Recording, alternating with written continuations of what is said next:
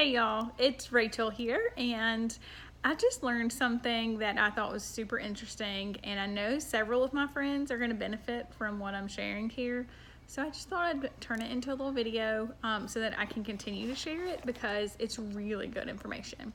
So I'm in the beginning stages of my natural health practitioner's certification, and this is just something that I'm super interested in for myself and my family, and just being more empowered in our health and wellness because it's a journey, right? And I just want to learn as much as I can. So in one of the courses that I'm taking, someone had mentioned something about a water cure. It's called the water cure. It was developed by one of the founding fathers of naturopathy, and I wanted to learn more about it. Someone wrote a description, one of the discussion papers that we had to write. They wrote on this topic. It was like just a paragraph snippet, and I said, I'm gonna figure out what that is because I want to know more about it. And then that led me to YouTube because I am an Audible learner. I'm gonna learn better from a video or having a conversation than I am if I read it. And I also use Audible because Audible is the best where people read books to you. Super important for me because I do multitask and I listen to Audible books in the car. Beyond that subject, the water cure. I ended up on YouTube, and there was a doctor. He is an MD doctor, and he's got the coolest name ever. His name is Dr. Batman Geldage. Isn't that cool? I'm going to call him Dr. Batman because that's just fun. So he wrote a book called Your Body's Many Cries for Water. And what I was able to find was a presentation that he did. I think it was to a group of other doctors.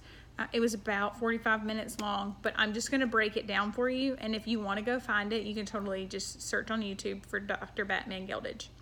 So what he's talking about is water for allergies and asthma. He actually talks about water for a lot of different things, so it's not just allergies and asthma, but the way he explains it completely makes sense to me. So he said the histamine is the main neurotransmitter in your body that regulates water and drug management. So water is the only thing that turns off histamine production. Any condition that depends on histamine management or an antihistamine, water can cure it. So almost 90% of prescription medications are directly or indirectly very strong antihistamines.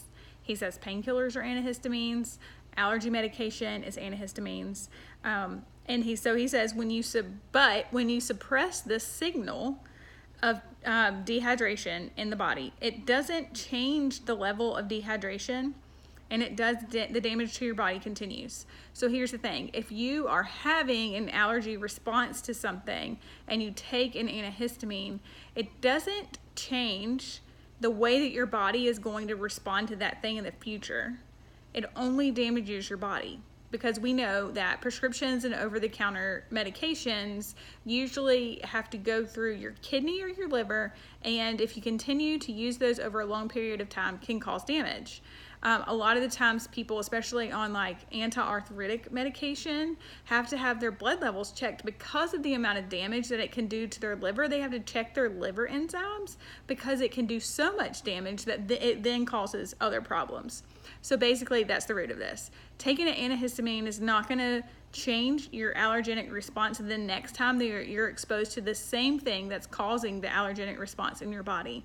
It doesn't make it any better. It just stops it for the moment. So drink water instead, because one of the things he was saying is you're not sick, you're thirsty, and drinking alternative substances don't count as water. So if you're having allergies, and a lot of people right now are majorly suffering with seasonal allergies, then it's probably because you're dehydrated. A lot of the time, what the norm is that we're supposed to drink half of our body weight in ounces of water per day. But most of the time people need more than that. Sometimes people need a gallon, some people need their full body weight, but you have to be careful with the amount because you can get too much.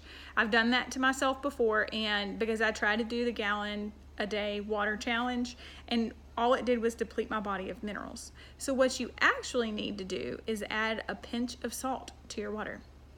You don't drink just plain water.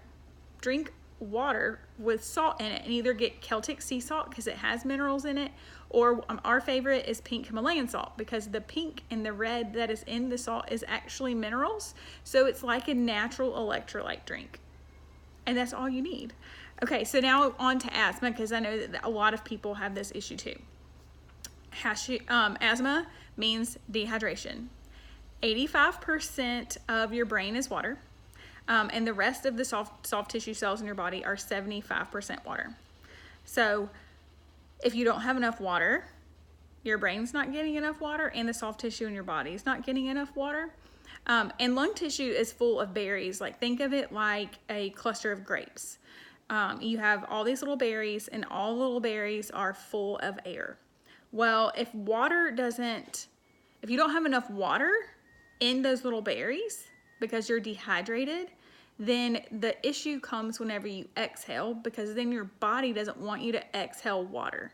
Because when you exhale, if you think about it as if you breathe on something and then you see that cloud if you breathe on a cold glass, it's because water comes out whenever you breathe. And so your lungs try to hold on to that water, and that's what causes asthma type issues. So give a person who has asthma, depending on their size, 2 to 3 glasses of water with a little bit of salt, and give them 2 grains of salt on the tip of their tongue. And that can either prevent an asthma attack or stop it from happening in its tracks, according to Dr. Batman. So I hope this is super helpful, and if you have any more questions, please let me know, and go check him out on YouTube and maybe get his book if it's something that you really need to know more about, or if you're interested in learning more about. Bye.